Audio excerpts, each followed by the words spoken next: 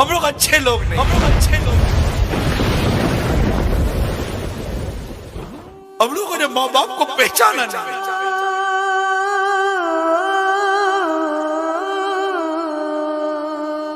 اگر ہم ماں باپ کو پہچانتے تو آج مسلمانوں کے ممالک میں اولڈ ہاؤس نہیں ہوتا۔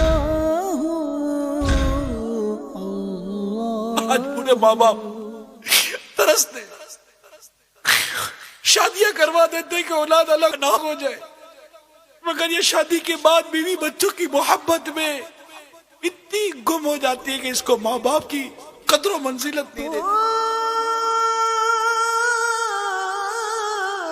کبھی بھول کر تو صبح یا دوپہر یا رات میں لے جاؤ، ابا پوچھے بیٹا کیسے ہے؟ ابا جان یہ میں بازار سے نکلا تھا، میں نے دیکھا آپ کو بہت پسند ہے، میں آپ کے لیے لایا ہوں، اور آؤ دونوں مل کر بیٹھ کر کھاتے ہیں۔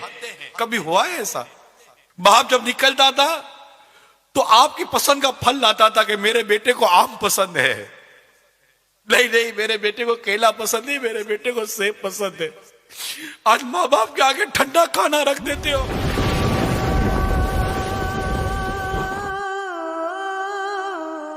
اس دن کو یاد کرو جب بیٹا کہتا تھا امی آج کڑھائی کھانے کا جی چاہ رہا ہے، ماں کی طبیعت ٹھیک ہو یا نہ ہو تم کڑھائی پکا کر کھلاتی تھی۔ اور مامتا کیا چیز ہے، ہوٹل تھی ان بچوں سے وہ ماں کو باورچی نہیں تھی۔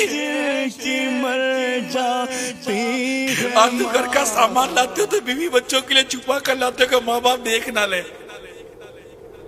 ارے ایسا سلوک تو مت کرو ماں باپ کے ساتھ، تمہارے ماں باپ ہیں، ان سے پیار کرنا سیکھو۔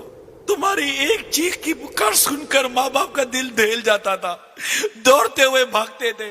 آج بوڑھی ماں بستر سے گر کر الٹی پڑی ہوئی ہے، تم کو اٹھانے کی فرصت نہیں ہے۔ تم ان کو خوشی دینے کے لیے اپنا وقت قربان نہیں کر سکتے۔ ماں باپ ترستے ہیں کہ ہمارا بیٹا ہمارے پاس 2 گھڑی بیٹھ کر محبت بڑی بات کر کر تو جائے۔ تم جب 5 یا 6 سال کے تھے، پاؤں میں درد ہوتا تھا تو چیختے تھے ماں پاؤں میں درد ہوتا ہے، ماں پوری رات بیٹھ کر تمہارا پاؤں دباتی تھی۔ دن میں 12 مرتبہ تمہارا بخار چیک کرتے تھے۔ ہم غلط کر رہے ہیں، ہم اپنے ماں باپ کے ساتھ غلط کر رہے ہیں۔ اللہ ہم سب کو ہمارے ماں باپ کی قدر کرنا نصیب فرما دے، ان کی عزت کرنا نصیب فرما دے، ہمارے ماں باپ کا احترام کرنا نصیب۔